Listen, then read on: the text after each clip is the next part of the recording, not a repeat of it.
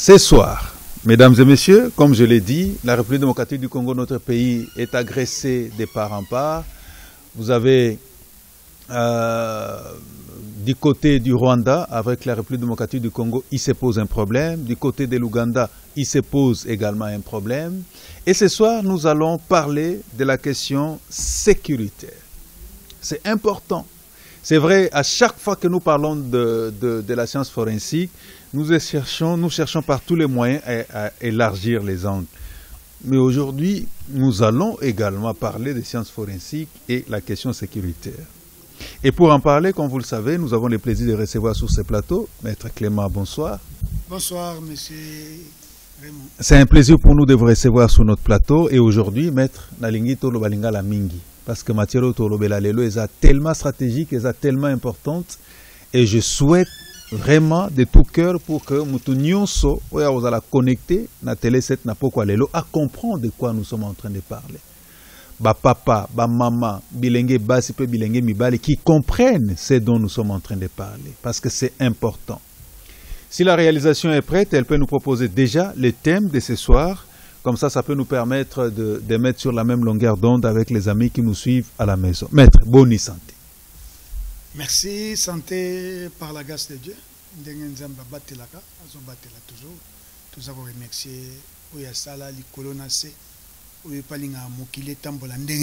Très bien. Alors, on a toujours la science forensique et sécurité en République démocratique du Congo. Mixage. Est-ce que c'est possible, Lelo, à la fois science forensique et sécurité? Est-ce que c'est possible? C'est très possible.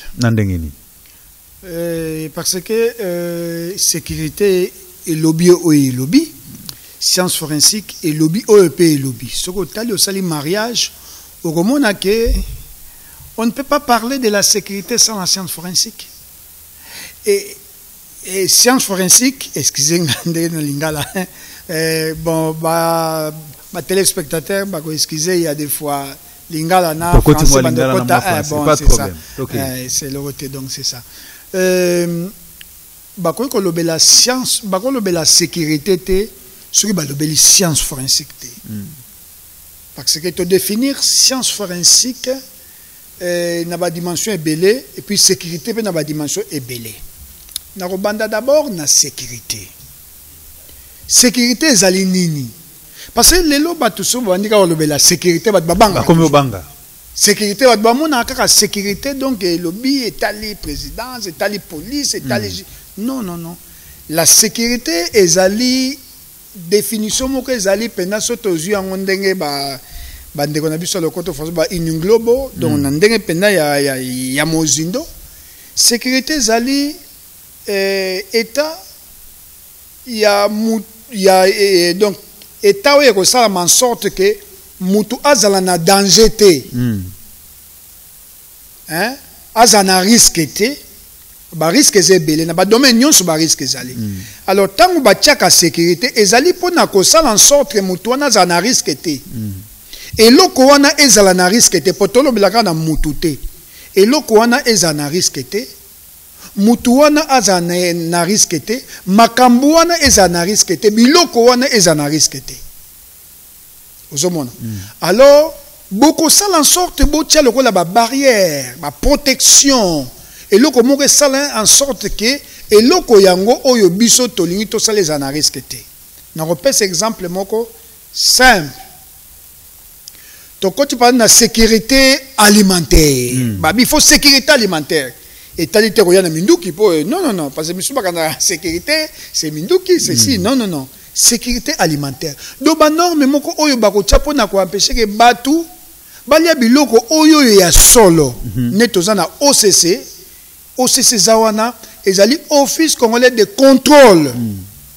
Donc ils ko contrôler pourquoi ils ko contrôler pour te mabeyate.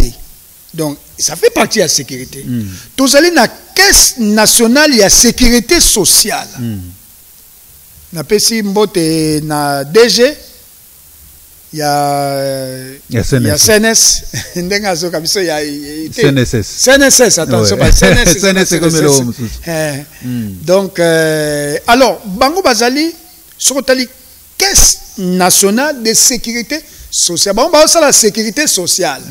Alors, social et lobby, nini, social et lobby, les vécus quotidiens de la personne. Les social, c'est tout ce qui accompagne l'homme au quotidien. Bon, c'est la sécurité nango. Vous savez, tout ça, c'est la sécurité militaire. Ok, tu as la sécurité militaire, tu as la sécurité, tu as la sécurité informatique. Vous comprenez? Tout ça, la sécurité, tu as la vigile, au bazar qu'on garde, tout ça, la sécurité, à proximité, tout ça, la sécurité, la garde, la rapprocher. C'est une sécurité. Donc, pour nous, ça en sorte de m'abéyater. Alors, la sécurité, on a, nous, on a, et ça, la technique. Très bien. Parce que, on a la technique, pour anticiper le tout. Alors, ça, la technique. Et ce que la technique, c'est la science forensique. Parce que la science forensique est la technique utilisée pour démanteler l'auteur d'un crime. C'est vrai, la criminalistique. Ou dans le domaine, il y a criminalistique. Mais science forensique, il y a aussi la criminologie qui est là. Il y a aussi la criminalistique qui est là. Mais la science forensique, ils ont appliqué la criminalistique. Très bien. Et là, comme vous souper pour nasser ça. Allez-y. Crime est salama. Mais si vous avez mais crime c'est ça, donc tu échoué ne lokoyo. Mais il faut bien et salami ndengenini. Pourquoi ça? Mais pour éviter que ça la mate. On a maintenant ce qu'on appelle le profilage criminel. Donc c'est-à-dire que ça en sorte que et ça la mate prochainement parce que c'est salami comme balobi les 20 tirés faut les bois. Maintenant faut tout temps à mailler tout ça la mailler ni pote biloko ne ça la mate. Ndengo mona ndenga kala nini ezaki bavise ezaki bandoko opesaka bavise na batumi bando kendozu kaka ndenge ezaki linzanza tomate unyati kaka bibi lokola bakache sec momoni siko mondela a changé amoni ke banini ebele bafraude mingi ekotaki na nini a changé akomi siko koprotégé pa banini na ye bakomi basystème ya biométrique. Très bien. C'est ça. Alors maître, émission à l'élo aux temps ebele à Koloba, mais parmi la sécurité, parce que j'ai vraiment souhaité au PSA biso moins éclairage. Et je pense que Bino Bandeko Bozolanda biso nanda pour comprendre, maintenant quand on parle de la sécurité, il y a sécurité alimentaire, sécurité ceci, et il y a aussi la sécurité militaire. Actualité oblige. Nous devons parler également de la sécurité militaire. Comme ça, toyo kana no rôle ya science forensique na makambwani za ndenge nini, et puis toko kota na bozindo elongona avocat ndenga lobby parce que lobby nyonso ba science ba sécurité nyonso lobby wana ezo sala nini technique. Et technique wana eza nini science forensique à Kolimbola. Alors maître, actualité oblige. Mayo, il y a quelques vidéos. Togolandango rapidement na yo, sa commentaire na yo, et puis après Togota na bozindo et émission na biso pour nous permettre d'être également à la page par rapport à l'actualité. On va suivre la première vidéo et on se retrouve juste après. Ils sont peu nombreux, mais bruyants et déterminés. Ces jeunes Congolais se sont rassemblés pour crier leur colère contre le pays voisin. Slogans et panneaux hostiles au régime rwandais. Jusqu'à brûler le drapeau sur les barrières du poste frontière, tout près de Goma. Nous reprochons au Rwanda de soutenir les M23. Et d'ailleurs, ce n'est pas les Rwandais, monsieur, ce n'est pas les M23. C'est les Rwandais qui se cachent derrière les M23 et l'Ouganda, monsieur le journaliste.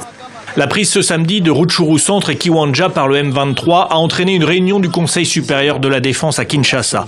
Il en est notamment sorti l'expulsion sous 48 heures de l'ambassadeur du Rwanda, Vincent Karega. Et ce, en raison d'une part de la persistance de son pays à agresser la RDC et à appuyer les mouvements terroristes du M23 qu'il instrumentalise à cette fin, et d'autre part du mépris teinté d'arrogance des autorités rwandaises. Réponse rapide du gouvernement rwandais qui regrette l'expulsion et précise: il est regrettable que le gouvernement de la RDC continue de faire du Rwanda un bouc émissaire pour dissimuler et détourner l'attention sur ses échecs de gouvernance et de sécurité. Les populations déplacées par les combats continuent d'arriver dans les camps de fortune au nord de Goma. Le Conseil de sécurité de la RDC a demandé au gouvernement d'envoyer une mission humanitaire en urgence. Rwanda lobby problème waneza yete bino congolais vous avez un problème na gouvernance et puis problème bozo ko sécuriser tandi na binote tosolo la sécurité les lois. Maître, juste réaction puis on va suivre la deuxième vidéo. Merci beaucoup. Oyo moni ezali kanda ya population Parce que quand même on en a marre de Konangai. Batu baza ko kufa. Mais pour nini ndengo wana. Batu baza ko kufa. Nga nazwaki mwangolo okende na Goma. Goma c'est une très belle ville. Très belle. Nda pena soki ni nezate, je préfère même na Vanda kuna, même si je suis du Congo central, hein, parce que toujours les Congo central, c'est là où il n'y a pas de péché. Exactement. Donc, je suis dans la terre de Simon Kimbangu, mais Simon Kimbangu a foulé ses pieds na Mboko Babengi, République démocratique du Congo. Donc il a béni la République démocratique du Congo. Donc, mais ce que tu makamezo le Kanagoma na Est, ils a pas si bien. Oh, le monde est allé réaction normale. La population réagit. Et puis l'ennemi est connu. Il y a des éléments, il y a des preuves. Il y a démontré. Avant, au monde même sur le même président Nabiso, son excellence, monsieur Tshisekedi, Félix Tshisekedi, à ça qui n'est avant. Omoni abandaki na nukoloba loba pena mingite abandaki loba mingite parce que omoni soko za mokonzi ya mboka okoloba n'importe quoi te soko lobi ekopesa moto omoni bazaki na ba maîtrise azaki na ba batu subo non comment ça ko supporter non alors il faut protéger la famille les Rwandais vouloir ou pas, c'est Dieu qui nous a donné comme voisin. Donc, c'est-à-dire que Dieu nous a imposé le Rwanda comme voisin. Dieu ne nous a pas imposé le Mali. Donc, c'est-à-dire que tout ça obligé de revivre dans le Bango. Il y a un monde qui a une dimension. Mais, et ça qui bouillou maté. Et jusqu'à ce que tous les éléments à preuve, il a parlé. Donc, alors, tant que lobby, tu vas confirmer, et puis, toujours, le cas. Alors, le peuple a souffert. Est-ce que vraiment, tout ça qu'on mérite, est-ce que Batouya Est, ça qu'on mérite, on makila ou eza dangai, ou eza coulé na ba veine dangai, eza ndenge eza coulé na bateau ba kufa kuna. Donc, ce monde et moko kutu batu misuzu mona omoni la fois passé ba kota même ti da fonce ba le kaba kota pot quand même ce to kufa moni la population en a marre ya omoni na réaction ils allaient tout à fait normal. Très bien. Alors, ça c'est la première réaction. Il y a mais parce que les autres vraiment sciences forensiques, na sécurité, na République démocratique du Congo. Si on parle de cette question de l'Est, c'est parce que qu'on a insécurité Ezali. Est-ce que c'est dichotomique, mettre à réagir, être au côté en profondeur, il y a mission à Tozopé, ça l'élément il y a insécurité, parce que lui il va nous parler de la sécurité na sciences forensiques. On suit la deuxième vidéo et puis on va suivre votre réaction, maître, et on se retrouve juste après. Les rebelles du M23 se sont emparés de la localité de Bunagana, un important centre de commerce transfrontalier entre la RDC et l'Ouganda et tout proche du Rwanda. Kigali, justement, est accusé par l'armée congolaise d'être derrière cette invasion de son territoire.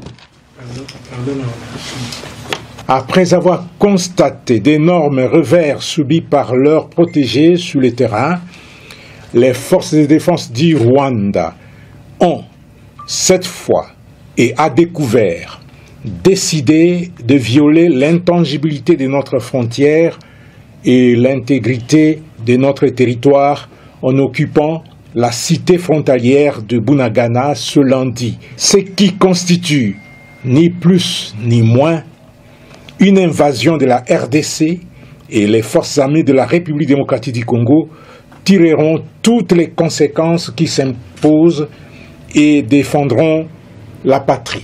Le M23, une rébellion à dominante Tutsi vaincue en 2013 par l'armée congolaise et les casques bleus de l'ONU, a repris les armes fin 2021. La RDC accuse le Rwanda de soutenir ce groupe rebelle, ce que Kigali dément. Mais selon des analystes, la résurgence du M23 serait une réaction du Rwanda à la présence croissante de l'Ouganda dans l'est de la RDC. Pourquoi toujours l'insécurité dans cette partie de la République, mettre réaction? Lelo na yaki na yo po réagir parce que na kokoti sona bozindo nenga na kotungi sona mituna réaction. Merci Bingi. Na banzi soki o tamboli bisonde na bi na zoki ngolu wana ya okende Bunya, ya okende Beni, ya okende Goma, so tali naibisho kezali nzamba lingi mboka oyo. Mais c'est vrai que tous na frontière na combien de pays? Ba pays ebelé. Notamment sur tel na axe wana tous na frontière ya munene. Vraiment ezali pe passi mingi pour na ko sécuriser ngo à 100%.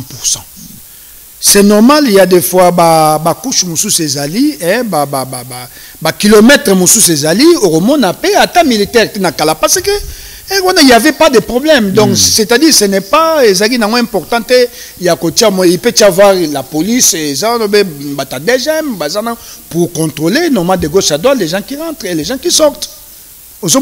Mais Mungu datanga za ko préparer le yo donc aza ko préparer le attaque à repousser en attendant un renfort.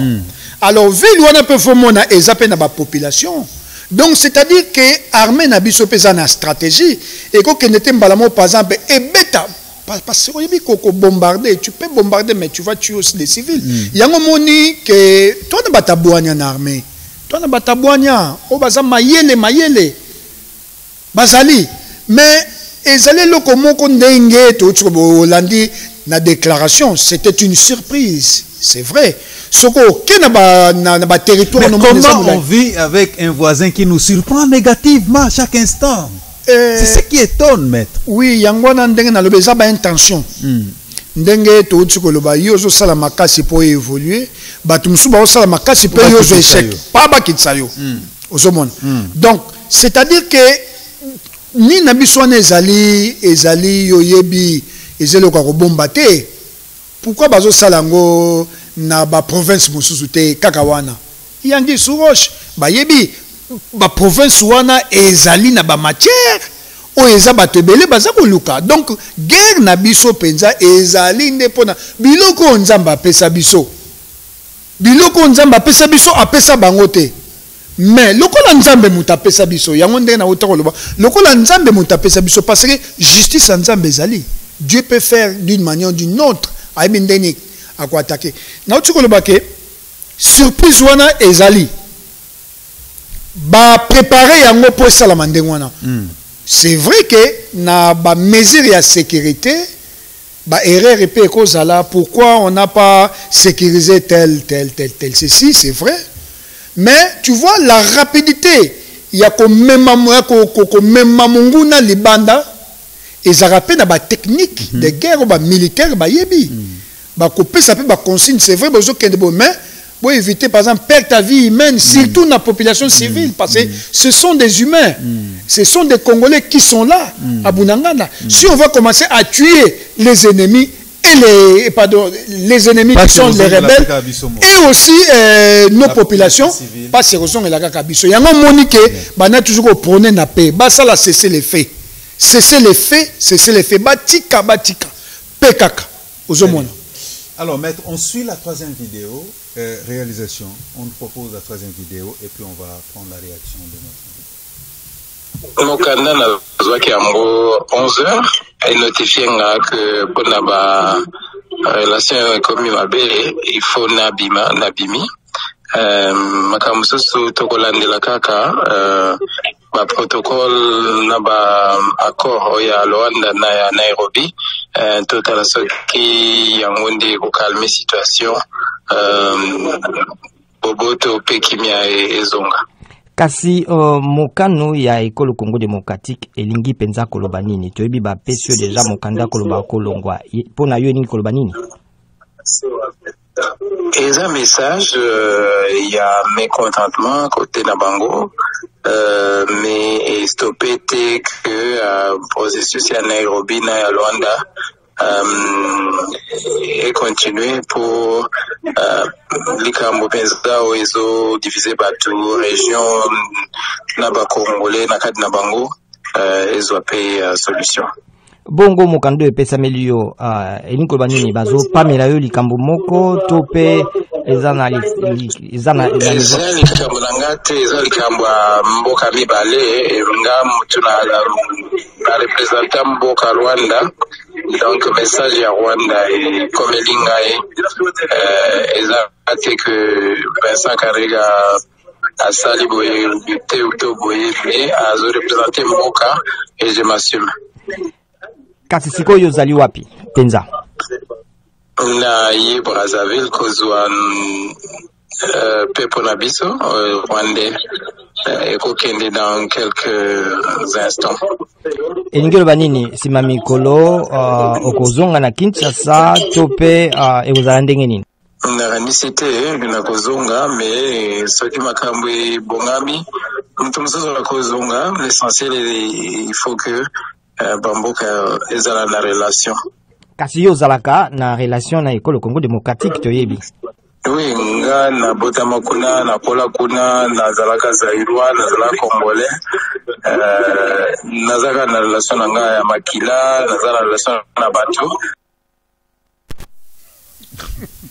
C'est l'ambassadeur rwandais Vesaka. Mais toi c'est qui? Na expression que nazalaka zairwa donc et le bébé de l'identité à l'identification. Parce que les problèmes d'identification posent problème et les problèmes d'identité. Oui. La réaction d'abord, au moni, la République démocratique du Congo pose une décision Oyo, c'est-à-dire ils ont qui temps. Qui temps. Il y a qu'à réfléchir et puis c'est une réaction. C'est une réaction Oyo Bango Basali après avoir réfléchi. C'est une réaction de notre patrie. Pona bamonete toza ne sengota mukete. On ne blague plus. Toza ne sengote. Au monde soit commis déjà n'habité au landi bamboka ce que ba bengani nana biso lokola de ezalo d'abord to kangaki ni na bango avion ezo qui t'a sauté sikoyo ambassadeur accueilli. C'est un signal fort hein. C'est ça. Donc ndenge to uti ko lobomoni ye uti ko loba zaki zairwa, c'est vrai, maki zairwa. Yango na uti ko loba. Bien parfaitement lingala. Oui oui, c'est bien mais attendez na Lubumbashi, attendez na Lubumbashi selon oyo ba. Et puis il m'aura confirmé. Oui oui, doit confirmer donc c'est ça. Donc azali avant dia wa mingi, avant dia wa do ayebi penamboka. Ayebi penamboka. Donc, c'est-à-dire que le Congo, c'est un pays hospitalier. Nabanzi to boaka étranger, nabanzi omoni tondi makaka. Tala ba nationalité boni ezali. Tala ndenge to vanda na bango na mboka msuta biso to vanda mboka bapaya na tambola na mboka ebela bapaya mais oza ko se sentir penze étranger. Mais awa na mboka na biso donc même se sentir moupaya. Oui donc le Congo c'est un pays hospitalier. Donc toza pena na hospitalité ezali là en tout cas eza motema onzamba tiakat na biso. Mutu muso ebi kolongola ngote. Alors mais maintenant faut te banani za congolais nana za congolais. Maintenant on entre dans les vifs de notre matière. Mais c'est ça. Sciences forensiques et sécurité en République démocratique du Congo, c'est un signal fort que nous voulons lancer dans cette émission. Mais commençons d'abord par l'identification et l'identité. Comment on peut comprendre ça sur les plans sécuritaires? Alors, donc,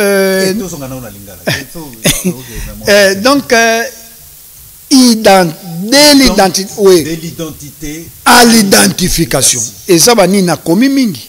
Na régime ya kala na komela ki bango projet de la mise en place d'un outil de l'identification à l'identité. Donc de l'identité à l'identification. C'est-à-dire identité, identification. C'est-à-dire que awa watuza kotambola na mutu aza nani? Auti wapi? Aza muta wapi?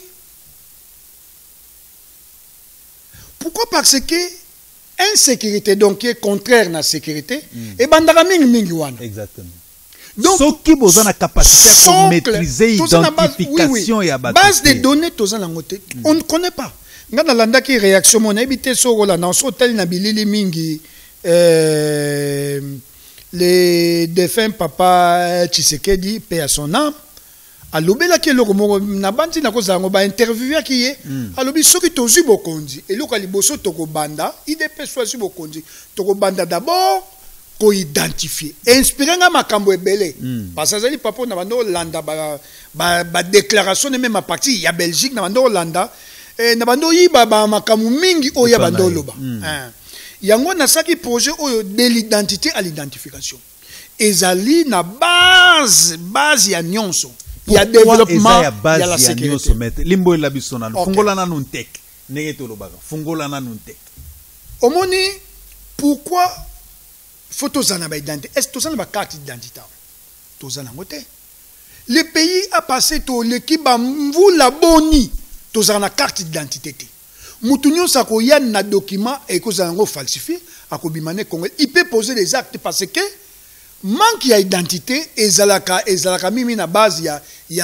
a insécurité même côté ba vol mais côté ba criminalité côté tout ce qui est crime na ndenge nini maître limbola nan nakoki koya na document moko frauduleux na kepe ko zombongo nakoya pe na document moko frauduleux na koti par exemple na base militaire mon ko sala crime na bimi nakoya na véhicule moko ba identifier mutuka te na plaque moko pa ya mabe na koti na sali pe crime na tie bombe na bi zomona eza ko créer donc c'est-à-dire que ce qui ba identifier nazo ba d'abord na identification des ali kaka na batute ezana makambo ebele to kota na mozindo même na ba mituka même na makambo donc ebele na ba personne habillée tout donc tant que kende congolais awa so tali bien que tozali je pense le seul pays où tu as na carte d'identité toza na carte d'électeur sikoyo la loi ko du faisant foi ya carte d'identité. Oui, à cause de la provisoire. Mais pendant combien de temps pendant combien de temps depuis tout ça qui n'a pas carte wana ya nino ya oya mobutu wana ya nini wana tout ça. Au monde mais ça qui même pour na ko falsifier ça qui passe et ça qui passe il y a des fois faut tani mais faut ba yeba que ça falsifié. Mais ba oyo moni ba biloka munyato ebime bele. Et ça ko créer mutu nyosa ko loba aza congolais. On nga aza congolais. Mais aussi longtemps to identifier yete. Là, par exemple, na mikili ya poto. Pourquoi sécurité n'habite que bazana sécurité à 100%? Maximum. Mais le maximum mes ali. Soko kota. Pourquoi ba identifier ba? Ba ko identifier nani? Baza ko appliquer ce qu'on appelle la biométrie. Mais biso peut appliquer la biométrie. Biométrie donc tu appliques comment? Tout ça na béré rebelle photo comprendre ça en interne. Et c'est tout ça la toilettage de biloko ebele. Na ndenge nini mais toilettage na biloko ebele faut créer une base de données. Na base de données ça ba base ya ba senito et tsaka misa boye non. Il faut vraiment base de données eza la base de données wana eko aider donc il y a empreinte. Parce que tout ça empreinte mi balé tout ça ce qu'on appelle empreinte génétique na empreinte digitale. Empreinte génétique il y a wana eko tu ba ADN soit ADN nucléaire soit ADN mitochondrial. Na ba empreinte digital yango moni o to tchaka misapi wana soki moni même soko keko senga visa ba sengo d'abord remplir formulaire pourquoi ba senga remplir formulaire et ça pour ba identifier yo tango ba ko identifier yo ba identifier que non c'est monsieur Raymond ceci cela journaliste et papa alors ba biso soko tcha misapi tango tcha misapi soko changer ki kombo musu oza par exemple signaler na nini ba koyeba monsieur Raymond aza signaler pas mbalamo ba ko tia maboko ça c'est clair donc ezako tous ces alliés ko lutter contre l'insécurité c'est une lutte contre l'insécurité na pesio moi na ba domaine mo yango mundele ko kanisate misapi o tiaka soko komi na aéroport moi je l'ai o tie sous misapi ba ko senga tia misapi exactement je l'ai pourquoi ba tia misapi ba na base de données exactement baza nango c'est-à-dire yo ko sala criminel na quatre babi que moto yo yango moni babi les enquêtes aboutissent un peu vite en Europe mais ici chez nous les enquêtes aboutissent difficilement. Pourquoi? Parce que tout ça un problème il y a identification. Toi on a un problème il y a identité. C'est la base aujourd'hui maître des fois quand on quitte par exemple l'Europe et on revient dans notre propre pays. C'est-à-dire moi mon passeport par exemple que ce soit à Genève, que ce soit à Bruxelles, bâtier ango identité bimbi. Mais bien sûr. Et puis facilement je suis passé. Bien sûr. Parce que batali empreinte nanga normal c'est lui je suis maintenant passé. On a besoin d'authentification. Voilà. Parce que ça la détenteur il y a un passeport tu habites sur réserve. Exactement. Il faut authentifier. Il faut authentifier ango. Authentification c'est une autre technique. Très bien. Ozomona. Bakotalango d'abord c'est un faux ou bien c'est un bon. D'abord mon eleki na nini tant eleki na ba infrarouge batali S'il n'y a pas des éléments de sécurité, parce que tu as passeport, ce que tu as l'action même carte d'antenne, tu as des éléments de sécurité. So la question par exemple, la carte électeur il y a 2006 ezali. Hein, vraiment besoin de temps ya ko sala mais oya siko ezate. Et là, vous comprenez? Ezate même na ba problème par exemple ba fraude électorale et ko zape na wanati. Et ko créer insécurité parce que batumsu ba ko salisa banini ebele akoya ko voter plusieurs fois. Ya mo moni na kababi non bourage batu ba sale batu ba voter banini ceci. Et ça, tout ça parce que tout le monde a identification, maître, je crois, et ça socle à Makambounios. Socle à Makambounios. Et ça élément de base. Donc, les dénominateurs communs pour la lutte contre l'insécurité. Mais pourquoi on en a dans tous les domaines. Est-ce qu'on en a en RDC? J'ai peut-être mal posé la question, peut-être Ezali, ils experts. Est-ce que tout ça en a en RDC? Base de données, où ils ont identifié Bissonios en tant que peuple. Bon, Nabanti, la question est bien placée autour de na bato oyo basala ka musala wana o bazanango o basala dongo musala mengai à mon humble avis na bi que ça na difficulté wana to ko za quand même na quelques données net la fois parce que ça ba recensement mais attention na za ko beta cette mingi ba base de données il y a recensement, ce n'est pas la même base de données. Autre ça na base de données nationale où ils allaient pour ça en sorte que tout identifié. Ce n'est pas ça, c'est ça seulement la raison peut-être il y a élection. Mais nous devons avoir parce que l'identité ouana est comme l'identité judiciaire. À l'époque, si tu as un problème judiciaire, on sait directement vous identifier, vous authentifier. Très bien. Donc, et ça, les mamans mundele si à comprendre à changer j'ai yango monique na kalezali na pêche exemple tant biso de kendaki kala na poto ezaki système ezaki net na Londres orobwaka ngunda komba ville ezaki belé obwaki ngunda awa obwaki ngunda na ville mususu obwaki ngunda na ville mususu orobwaka ta 10 même na awa par exemple na pêche exemple na Kinshasa okobwaka ta na matete okobwaka na 5 communes. Alors si kotango ba no futo zo mbongo ya banini wa nyonso ya mwana mais étranger azo wula étranger mais azo zo mbongo omoni moko journal moko komaki na Londres parce que na kalabando ba Londres pepele Londres pepele alors bango moko siko ba ko changer babi Pepele is finished in London. Pepele is finished in London. To kangili dusu na. Donc ba kangili dusu na Londres Pepele esili. Eza nini? Ezali eza nde mayele bango ba continue mayele ba ya on sikopo ba komi siko allez il faut emprunter ça et puis ba komi ko futa donc partout nangonga moko. Très bien. Alors pour éviter donc au moins ezali ba technique au baptisé donc il faut tout talaka makambo zo le kandeni to réfléchir ya moni même mutu même mwana muke ayeko pese de papa ke babo yoka inan. Très bien. Biso tozaka na regret mingi parce nani ba benga biso te même koyoka biso ka koyoka na ba projet to sali ozomona Kobanda, Kobanda, depuis 2009, on écrivait. On a écrit, c'est pour le pays. Vous voyez, Tokomaka. Même idée, parce que Moutou Nyonso akoya pour aborisa mboka. Idée na yo ata ya moke. Et qu'on peut se conduire les pour appliquer yango.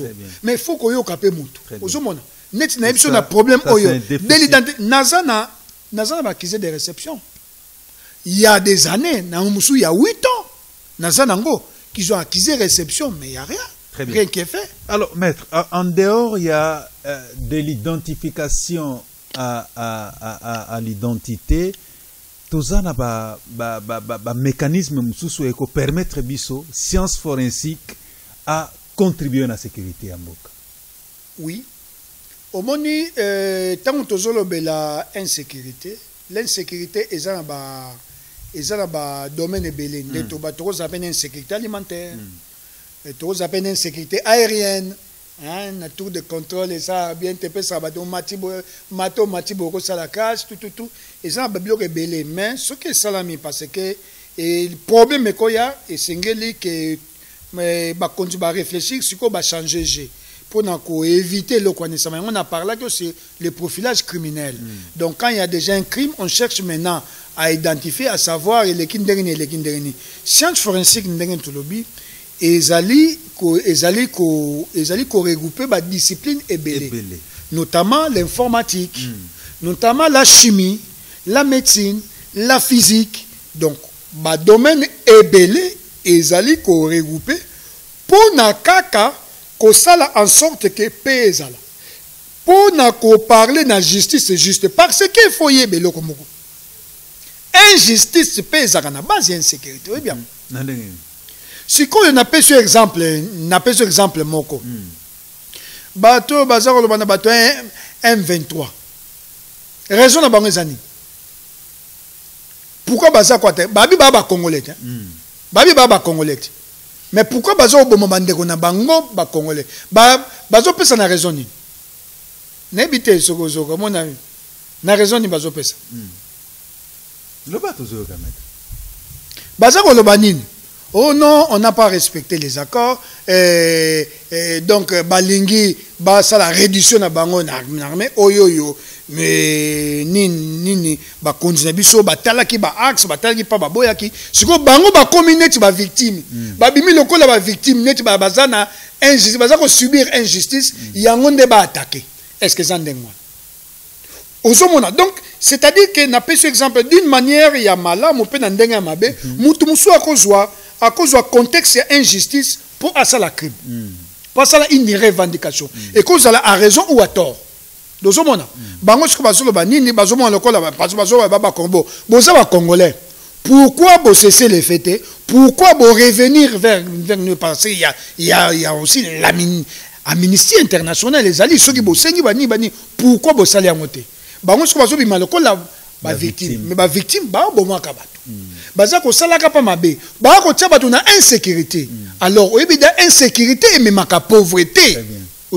Alors pauvreté bande ko na biso d'abord ba na pasi ba comme na pauvreté même to kota na pauvreté alimentaire parce qu'ils ne vont plus arriver à cultiver et yo ba salaka pa biloko da bango pour ba récolter et ko comme ba retard ba ko comme to kota sous na problème sous il y a sous alimentation.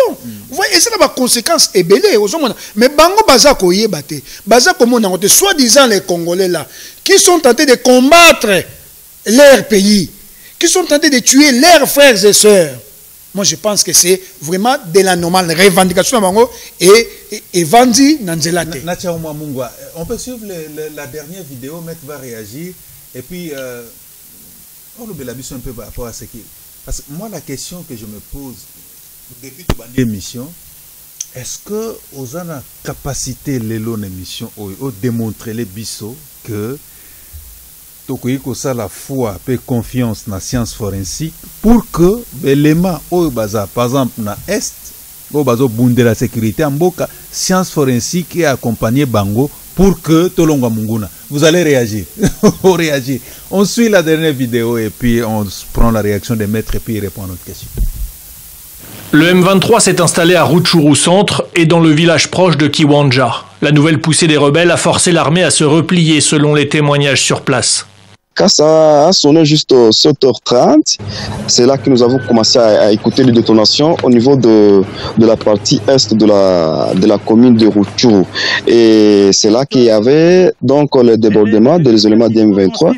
Lorsqu'il y avait échange de tirs, les militaires ont jamais de se retirer et c'est comme ça que les éléments du M23 ont occupé Kiwanja. Lorsqu'il y a eu une accalmie qui s'est observée, ils ont appelé la population, ils ont organisé un mini-meeting.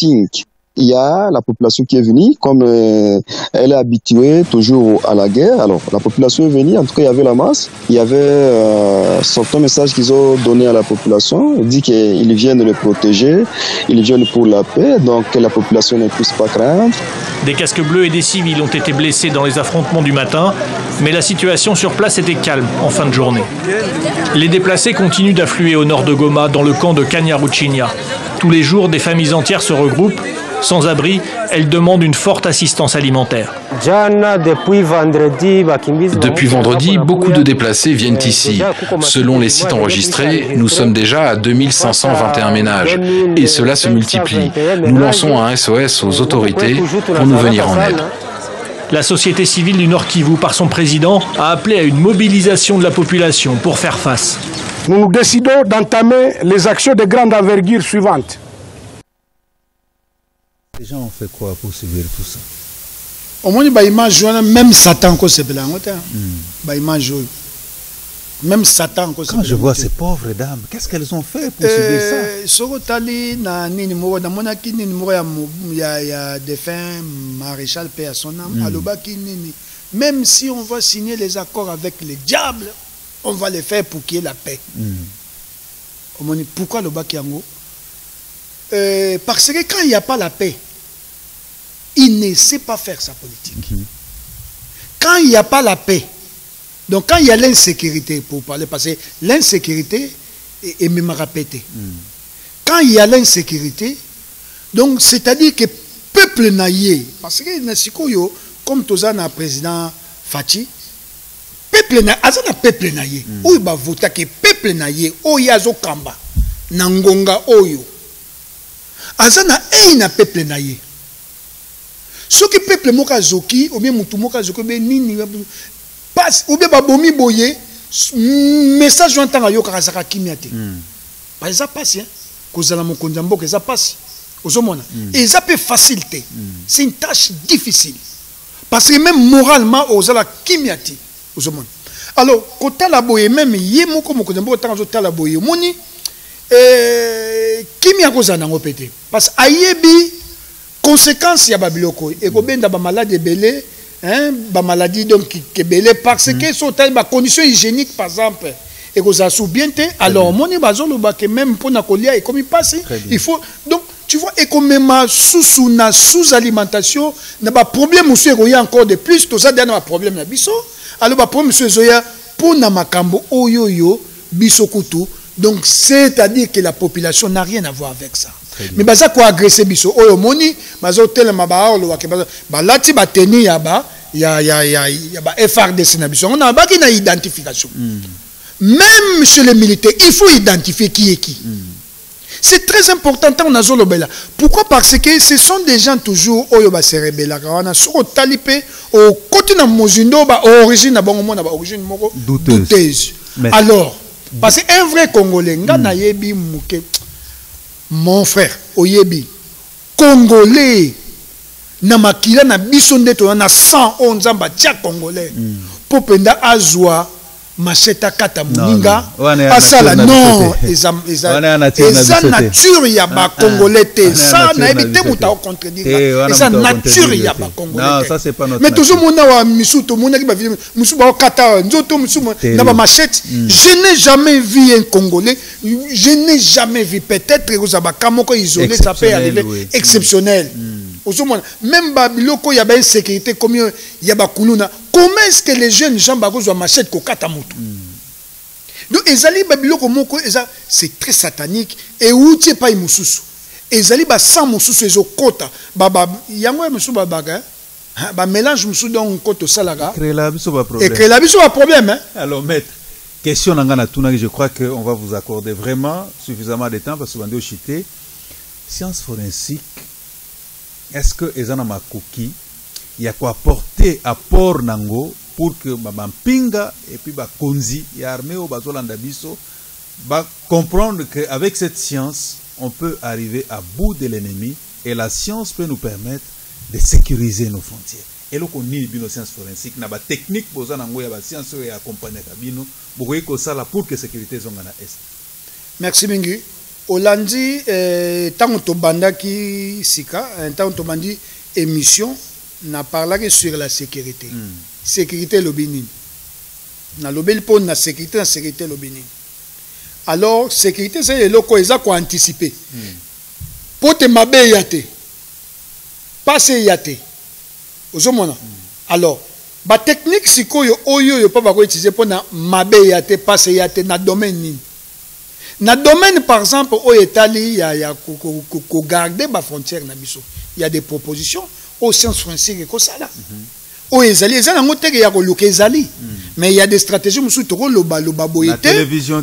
télévision, mais ce qu'aux sciences forensiques, au Italie, on a un domaine, il y a sécurité. On a par exemple, il y a les renseignements forensiques.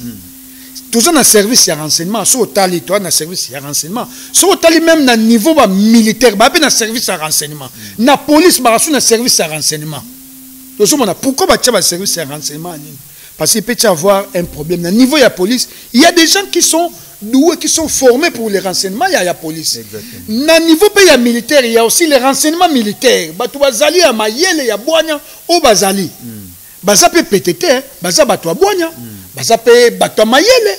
Oyoyo, baza na ba technique qui peut, mais peut-être biso toroya kaka na appui. Toroya na appui pour na appui wana ezali ko permettre bango pour ba accomplir mission na bango parce que c'est une tâche difficile. C'est vrai, il faut qu'on reconnaître et ça passe, et ça facilite. Qu'on sécuriser par exemple la frontière wana tout au long wana et ça facilite. Alors il faut que dans domaine il y a anticipation. Tout banda d'abord ngana binayo. Premier point, c'est l'identification. À part ça, il y a des technologies. La fois passée, il y a surveillance, par exemple, il y a frontière. Tout ça, c'est une proposition. C'est proposition parce qu'il y a le magistrat suprême, Azali numéro 1, à Koki qu'on s'impose pour te la faire. Pour que Kimi Zala n'a pas Zabi, l'autre, tu as vu et il y a sauté. Donc, ça, c'est ce qu'on appelle le profilage criminel.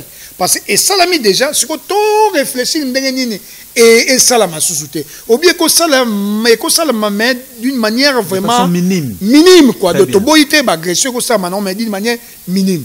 Pourquoi? Parce que, et ça passe. Batukuna baebi mundo kite ba sala bilanga na bango baliaka kaka na bilanga baliaka kaka na misu baliaka na pêche misu baliaka na chasse.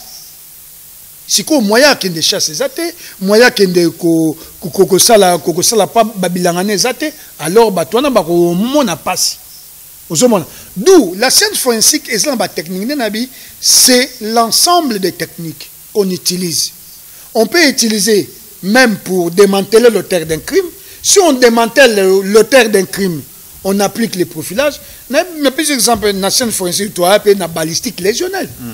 Tout ça, la balistique. Nous-mêmes, à partir d'armes, tu as identifié armes. Armes en Uchuapi, et Uchuapi, à distance nini, on a distance nini. Donc, à partir d'armes, et ça, ma preuve. La preuve irréfutable. Donc, alors, la formation, dans la bête, la formation. Nous devons former une équipe. Nous devons former des gens. Des gens qui bazapé na plateau technique. Donc baza donc en fait na tout ce qui est instrument pour travailler parce qu'il faut faire attention aussi. Vous pouvez voir notre pays est sous embargo. Il y a moins pas baza pour profiter. Toi on a une armée forte.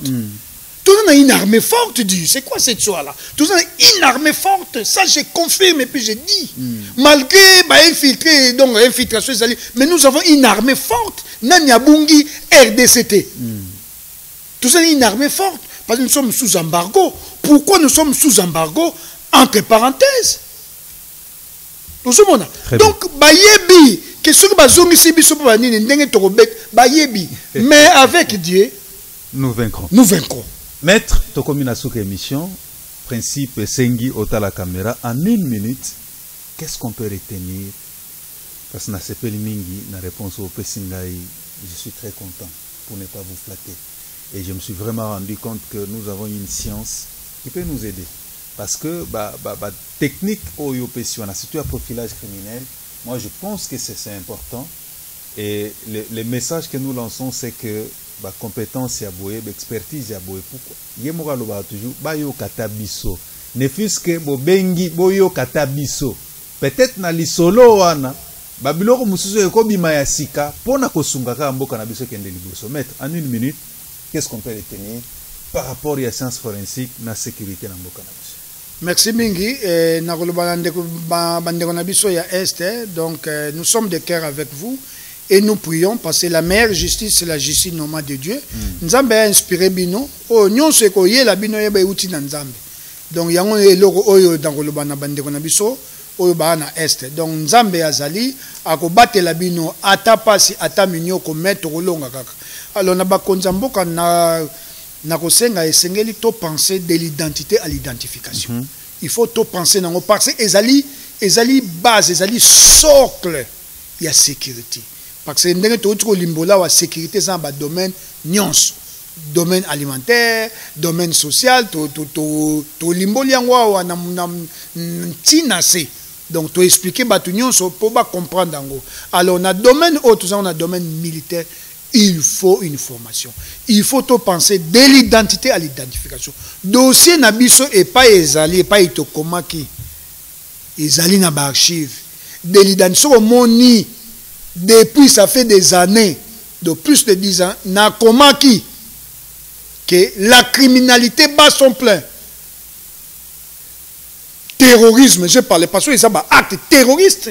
Hein, oh, baba terroriste, les gens sont des terroristes. C'est comme ça qu'on les qualifie. Oui, ce sont des terroristes. Donc na komaki ceux qui batangi, bazwa tango tanga s'il vous plaît, bazwa tango tanga ngo, bazwa tango tanga ba kota na mozindo ezali, ezana bango. Ba meka kotanga muke, ba mona moi mutu wana moi mayela muke wana parce que tolobi na biso to zanene moi ki zoba muke moi mayele muke e na biso to komi et koki ko za inspiration pe nzamba tie kati na biso même moi non anda ko soka za ko lobelo likambo il faut moko yokaye papa attention mingi pe babika pona ba sentinelle mingi babika mais oya négligé na sentinelle peut-être azo rappeler kama donc ba continuer biso ba meka pe ko tanga biso ba meka pe ko yoka biso muke na moi mayele muke oyo to ça va passer tous en mboka mosusu te kaka oyo lelo soki ba problème ezo zwa ba ndeko na biso kuna eza ko toucher biso nyonso eza lokola musapi oyo lisapi ezoki mutema kaka ça la passe osomona ba ndeko na biso baza ko souffrir biso tosoma to ko lia na biso to za ko sani ezo ça la passe. Moi personnellement quand je dors nazo tia ba ndeko na biso na prière alors na ko senga pe na ba kinois bato baza ba province nyonso avant bolala botia nzamba koyoka ta libondeli ya mutu boko biso tout na biso na ba sainte mais nzamba koyoka se moko mutu moko nzamba koyoka libondeli na ye bokomona makambo ko changer maître. Merci beaucoup. En tout cas, je suis très content d'avoir donné au PC son émission à l'élo. Merci. Et surtout, dans la réaction dans l'Onyoso, dans la vidéo, je crois que Bande Konanda peut réagir déjà dans un message Nabino, ne Sengo Bozanango. Moi, j'ai toujours été content quand il est sur mon plateau. Il nous met à l'aise et nous les mettons à l'aise et ça fait du bien. Nabino Batubozanandaku. Julio, merci beaucoup. Eric, merci.